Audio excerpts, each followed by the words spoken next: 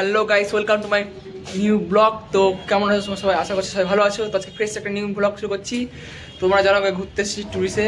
তো আমাদের লাস্ট আজকের দিন হরিদ্বারে। তো লাস্ট ব্লগ হরিদ্বার, ঋষিকেশ আর কেদারনাথ ব্লগের ট্রিপের।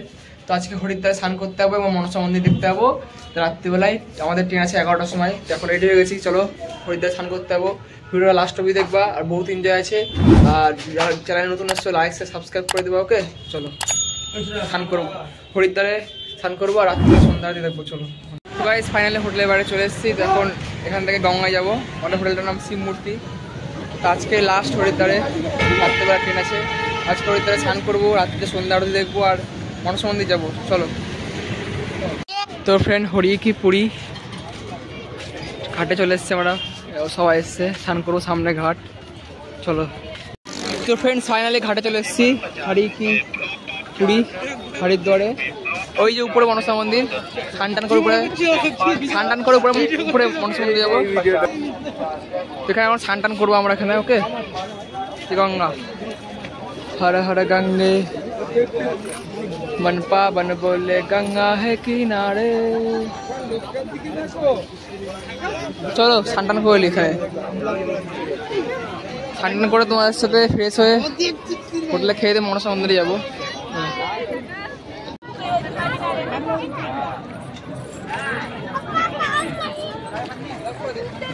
ফ্রেন্ডস, এই দেখো গাড়িতে করে মনসা মন্দির দেখতে চলে এসেছি। তো হরিদ্বার থেকে গাড়ি চাপলাম।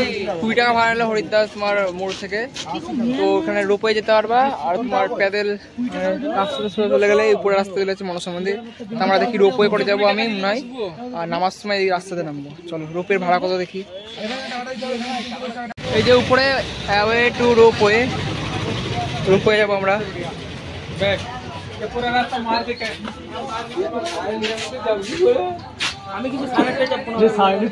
মনসা মন্দিরে তোমার রোপওয়ে পাবা এখানে এখন হরিদ্বারে। কি হলো? চলো রোপওয়ে করে যাবো।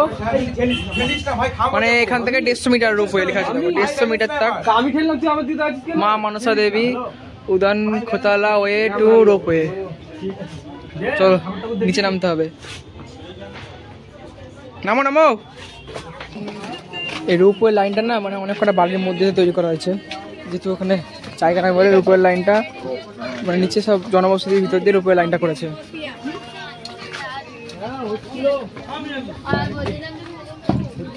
এই যে রোপওয়ে লাইন, রোপওয়ের সামনে টিকিট কাটতে হবে। কটা টিকিট নাই। চলো টিকিট কাউন্টার কোন দিকে জিজ্ঞেস করি। টিকিট কাউন্টার টিকিট আগে মিলগা। তো রোপে যাওয়ার জন্য টিকিট কাউন্টার তো আগে সামনে। চলো। তো ফ্রেন্ডস, রোপের জন্য কত লাইন দেখে নাও, বহুত লাইন রোপের জন্য। বাপরে বাপ, দেখো অনেক লাইন রোপের জন্য। দেখি মোটামুটি 1-2 ঘন্টা লেগে যাবে টিকিট কাটতে গেলে। চলো টিকিটটা কেটে নিই। ওকে, কি বলবো, রোপওয়ের সামনে এত ভিড় ছিল, মোটামুটি রোপে যদি টিকিট কাটতাম প্রায় 3 ঘন্টা লেগে যেত। এখন তোমার টাইম বাসছে তোমার মোটামুটি 2:17। 3 ঘন্টা লাগলে মনসা মন্দির দেখবো, টাইম লাগবে। রাত্রিবেলা সন্ধ্যার দিকে দেখা ক্যান্সেল হয়ে যাবে। ওর জন্য রোপওয়ে উপর দিয়ে রোপওয়ে যাচ্ছে, রোপওয়ের টিকিট ক্যান্সেল করে এখানে ওঠার জন্য গাড়ি পাচ্ছে, গাড়ি ভাড়া পাচ্ছে। স্কুটি এখানকার লোকাল স্কুটি ভাড়া আছে 200 টাকা করে ভাড়া দুজনার। একটা করে 2 জন বা 3 জন যাতে পারো, মানে পার পার্সন 100 করে যাচ্ছে। তো ভাবলাম আমরা গাড়ি নিয়ে উঠবো, কারণ হেঁটে উঠতে পারছি না, অনেক কষ্ট হচ্ছে। খেয়ে আসলাম, দেখি একবার রোপটা। ফাইনালি মন্দিরে চলে এসেছি হাঁটতে হাঁটতে। যেহেতু স্কুটি নিয়ে আসবো ভাবলাম, না স্কুটি কিন্তু অর্ধেক রাস্তা বন্ধ। তারপরে সব সিঁড়ি দিয়ে রাস্তা, যেন স্কুটি আসবে না, ভাবলাম স্কুটি নিয়ে আসবো। এটা কিন্তু ঠিক বলেছিস। চলো দেখি মনসা মন্দিরের দিকে ঢুকি আমরা সবাই একসাথে। তোমরাও যাবা? চলো চলো সাথে যাবে তো একদম একদম বন্ধু।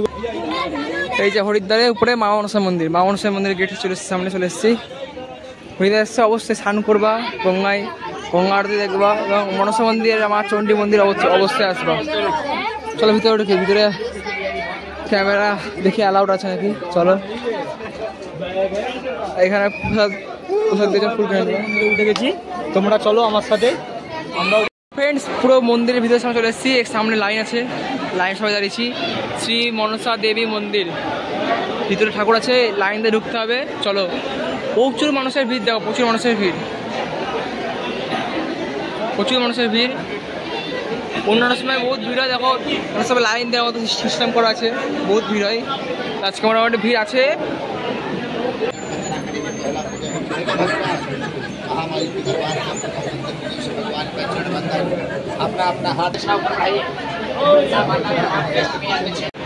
তো ফ্রেন্ড, সামনে যে মনসা মন্দির,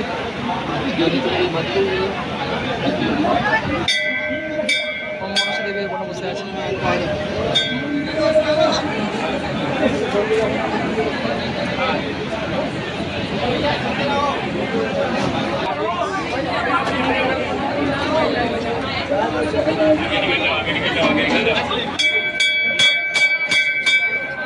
ফ্রেন্ডস চলো এখন গঙ্গা আরতি দেখতে যাচ্ছি। মনসা মন্দির দেখে নামছি রাস্তা দিয়ে, মনসা মন্দির দেখা গেছে আর রাস্তায় নামছি। চলো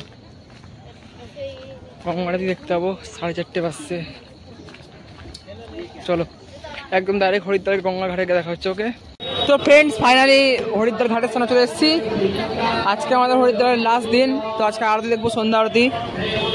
এই যেখানে হরিদ্বারের ঘাট, অনেক মানুষজনের ভিড় দেখতে পাচ্ছ। চলো ঘাটের সামনে যাই, চলো।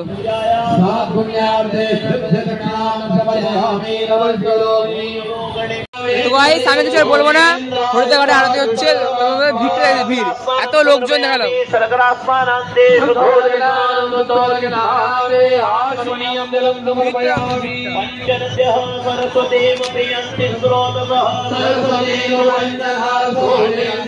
আরতি মোটামুটি এই মন্ত্রপাঠ শেষ হওয়ার পর আরতি শুরু হবে।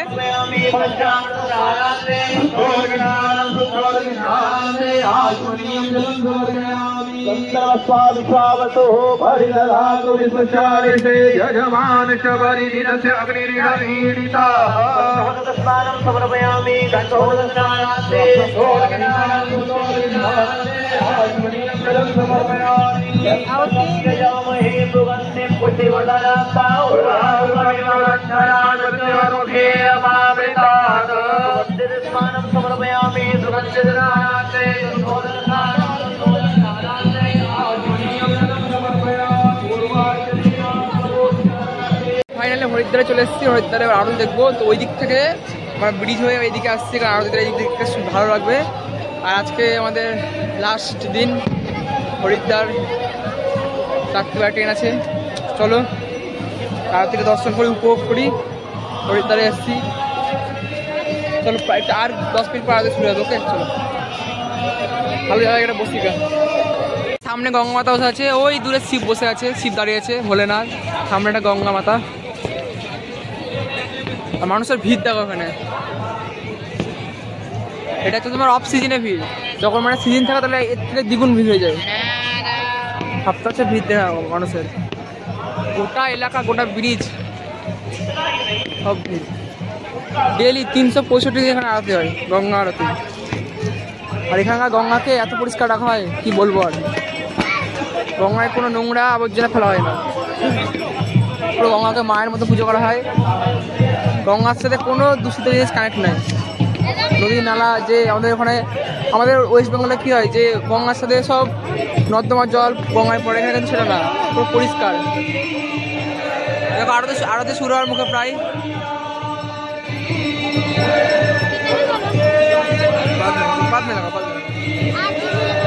हाँ पीछे होइए थोड़ा जरा, आप लोग पीछे होइए, बैठ जाइए, मिलकर आगे बैठ जाइए।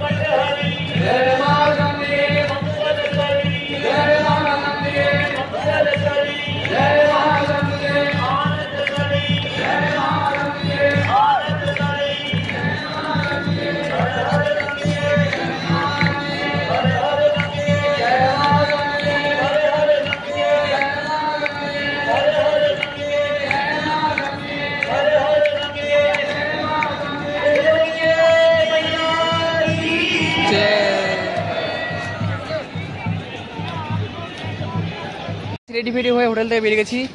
তো হোটেলের ভিডিওটা করতে হয় না, কারণ প্রচণ্ড শরীর খারাপ করছিলো হোটেলে গিয়ে আমার। তো হোটেলের ভিডিও করতে হয় ডাইরেক্ট আমি রেডি ফেডি হয়ে যে ব্যাগপত্র নিয়ে বেরিয়ে পড়েছি।